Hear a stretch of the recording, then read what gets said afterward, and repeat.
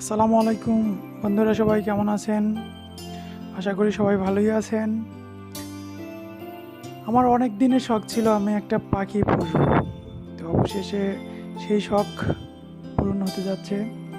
আমি বিগত 40 দিনের মতো হলো আমি একটা পাখি কিনলাম। তো বাচ্চা পাখি কিনছিলাম। পাখিটা পোষা শুরু করেছি। ও খাবার দাবার সবই খায়, সব কিছুই ঠিকঠাক আছে, ডাকাডাকিও করে। কিন্তু গোসলটা নিয়ে একটা মুশকিল ছিল আমার জন্য। আমি ওকে গোসল করাইতে পারতাম না। হাতের উপরে গোসল করলে নখ দিয়ে মানে এমনভাবে ধরে, মানে ও ভয় পায়।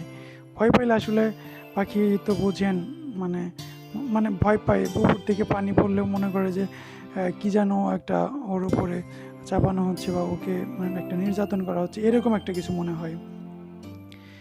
আসলে আমি ওর ভালোটাই চাইছি। ওকে গোসল করানোর জন্য মাঝে মাঝে দরকার হয়, ওর শরীরটা গরম হয়ে যায়, এর জন্য গোসল করানোটাও জরুরি থাকে। তো গোসল করানোর কৌশলটা আমি খুঁজে পাইতেছিলাম না। তো একটা চিন্তা মাথায় আসলো যে ও খাঁচার ভিতরেই থাকবে। নিচের খাঁচার নিচের যে ট্রেটা আছে, ট্রেটা আমি সরাই দিলাম। সরাই দিয়ে আমি বাথরুমে নিয়ে উপর থেকে ট্যাপ ছেড়ে তারপর এভাবে মানে কয়েকদিন খাঁচা এদিক সেদিক করে করে মানে ওর উপরে পানি ছাড়া শুরু করলাম।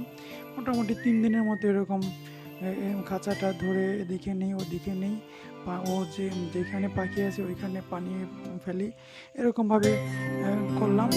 তো 3 দিনের পর 4 দিনের মতো ও একা একাই গোসল শিখে গেল।